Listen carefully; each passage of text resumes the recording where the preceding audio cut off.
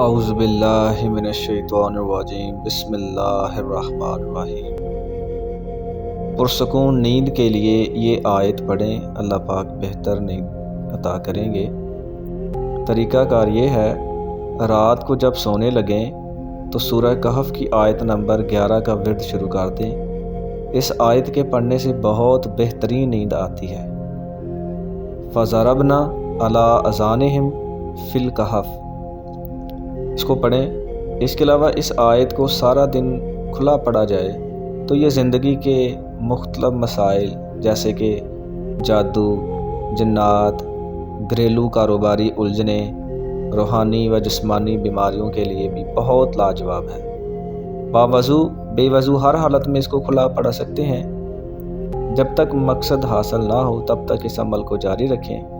انشاءاللہ اللہ پاک اپنی رحمت ضرور نازل فرمائیں گے، اور بے شک وہی ہر چیز پر قادر ہے۔